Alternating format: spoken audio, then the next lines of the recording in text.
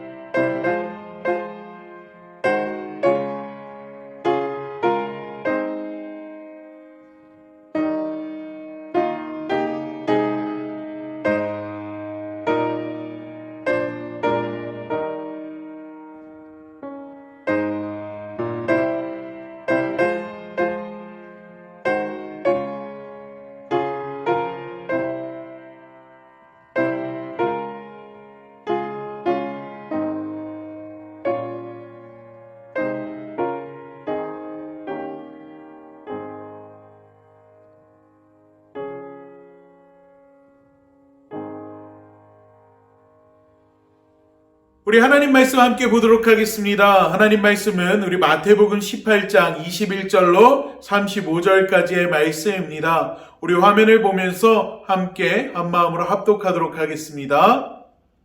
그때 베드로가 나와 이르되 주여 형제가 내게 죄를 범하면 몇 번이나 용서하여 주리이까? 7번까지 하오리이까? 예수께서 이르시되 내게 이르노니 7번뿐 아니라 7번을 70번까지라도 할지니라. 그러므로 천국은 그 종들과 결산하려 하던 어떤 임금과 같으니 결산을 할 때 10,000달란트 빚진 자 하나를 데려오매 갚을 것이 없는지라. 주인이 명하여 그 몸과 아내와 자식들과 모든 소유를 다 팔아 갖게 하라 하니 그 종이 엎드려 절하며 이르되 내게 참으소서 다 갚으리이다 하거늘 그 종의 주인이 불쌍히 여겨 놓아 보내며 그 빚을 탕감하여 주었더니 그 종이 나가서 자기에게 100데나리온 빚진 동료 한 사람을 만나 붙들어 목을 잡고 이르되 빚을 갚으라 하매 그 동료가 엎드려 간구하며 이르되 나에게 참아 주소서 갚으리이다 하되 허락하지 아니하고 이에 가서 그가 빚을 갚도록 옥에 가두거늘 그 동료들이 그것을 보고 몹시 딱하게 여겨 주인에게 가서 그 일을 다 알리니 이에 주인이 그를 불러다가 말하되 악한 종아 내가 빌기에 내가 내 빚을 전부 탕감하여 주었거늘 내가 너를 불쌍히 여긴 것 같이 너도 내 동료를 불쌍히 여김이 마땅하지 아니하냐 하고 주인이 노하여 그 빚을 다 갚도록 그를 옥졸들에게 넘기니라. 너희가 각각 마음으로부터 형제를 용서하지 아니하면 나의 하늘 아버지께서도 너희에게 이와 같이 하시리라. 아멘. 할렐루야. 오늘도 함께 예배를 드리는 우리 사교구 성도 여러분을 축복합니다. 지난 한 주간 여러분의 삶은 어떠셨나요? 지난주 함께 나눈 말씀처럼 우리의 삶을 돌아보며 하나님께로 돌아서는 시간이 되셨기를 소망합니다. 오늘은 사순절 세 번째 주일을 보내면서 용서에 관해 함께 이야기를 나눌까 합니다. 용서를 주제로 말씀을 준비하면서 무엇에 대한 용서를 이야기해야 할까 참 많이 고민했습니다. 용서해 주시는 하나님을 주제로 삼아야 하는지 아니면 사람과 사람 간의 용서를 해야 하는지 고민이 참 많았습니다. 그리고 성경 말씀을 읽고 또 자료를 찾아보면서 결국 이 용서라는 주제는 하나로 이어짐을 알게 되었습니다. 오늘 함께 말씀을 나눌 때 우리 안에 진정한 용서의 의미를 되새기는 그리고 그 은혜를 발견하고 흘려보내는 삶을 살아가기를 다짐하는 시간이 되기를 소망합니다. 오늘 우리가 함께 읽은 마태복음의 말씀은 베드로의 질문에서 시작해서 예수님께서 들려주시는 예화로 끝이 납니다. 어쩌면 용서라는 말을 듣는 순간 이 베드로의 질문을 떠올린 분들도 많이 있을 것입니다. 베드로는요 이렇게 질문합니다. 주여, 형제가 내게 죄를 범하면 몇 번이나 용서해 주리이까? 7번까지 하오리이까? 여러분, 7번의 죄를 용서해 주는 일도 사실 굉장한 인내와 이해심을 요구하는 일입니다. 하지만 예수님은요 베드로의 질문에 이렇게 답하시죠. 7번씩 70번까지라도 할지니라. 이를 숫자적으로 한정짓는 것이 아니라 계속해서 용서해 주라고 이야기하는 것입니다. 사실 7번 용서해 주는 것도 힘든데 무한대로 용서를 한다라는 것이 가능한 일일까요? 결론부터 말씀을 드리자면 불가능하지만 가능한 일입니다. 여러분, 답이 조금 이상하지요? 우리가 가지고 있는 틀에서 벗어나면은 가능하다라는 것입니다. 하지만 그 틀을 벗어나지 못하면 용서를 무한대로 해주는 것 자체가 불가능한 일이 되어버립니다. 예를 들어 볼까요? 여러분, 자녀를 다 키워보셨죠? 자녀를 키우다 보면은 자녀가 뭔가를 잘못하는 상황들이 있을 수 있습니다. 자, 한번 가정을 해볼게요. 뭐가 좋을까요? 이불에 지도를 그렸다고 한번 가정을 해보겠습니다. 아이가 아침에 일어나 부모님께 혼이 났습니다. 그리고 아이가요 부모님에게 엄마 아빠 다시는 그러지 않을게요 라고 용서를 빌었고 아이의 부모님은요 아이를 용서해 주었습니다. 그런데요 이 아이가 수시로 엄마 아빠에게 소변을 본 것을 가지고서 계속해서 용서를 빕니다. 눈이 마주치면은요 잘못했어요 라고 이야기하고요, 밥을 먹다가도 잘못했어요, 유치원을 다녀와서도 잘못했어요, 잠을 자기 전에도 잘못했어요, 계속해서 기회가 있을 때마다 잘못했다라고 이야기를 합니다. 아이의 부모가 그래 알았어, 아이 괜찮아, 이제 다시 안 그러면 돼 라고 아무리 아이를 타이르고 그 아이가 한 실수에 대해서 용서해줘도 계속해서 이 아이는요 부모에게 용서를 빈다라고 한번 가정해 볼게요. 여러분, 이 아이 왜 그럴까요? 이유는 간단합니다. 아이는요, 부모님의 용서에 초점을 둔 것이 아니라 죄에 집중하고 있기 때문입니다. 계속해서 죄에만 집중하고 있지 용서에는 관심이 없는 거예요. 사실 우리가요, 이 어린아이와 같은 삶을 살 때가 너무 많습니다. 우리는요, 죄에만 집중을 해요. 하나님의 사랑, 하나님의 용서를 잊고 살아갑니다. 구약 성경을 보면은요, 하나님께서 이스라엘 백성들에게 율법이라는 것을 주십니다. 여러분, 하나님께서 이스라엘 백성들에게 율법을 왜 주셨을까요? 하나님이 우리에게 율법을 주신 이유는 우리가 율법 안에서 정말로 뭔가 제약되고 불편한 인생을 살도록 하기 위함이 아닙니다.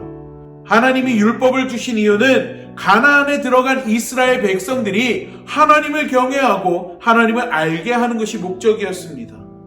하지만 이후 바리새인들이나 율법주의자들은요, 하나님의 율법을 다른 이들을 정죄하는 기준으로 삼게 됩니다. 왜요? 앞서 이야기한 어린아이처럼 죄에만 집중하고 있었기 때문입니다. 예수님을 이 땅에 보내주신 것도 마찬가지입니다.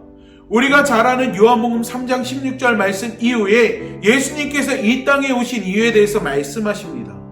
하나님이 그 아들을 세상에 보내신 것은 세상을 심판하려 하심이 아니요 그로 말미암아 세상을 구원을 받게 하려 하심이라 라고 이야기하고 있어요.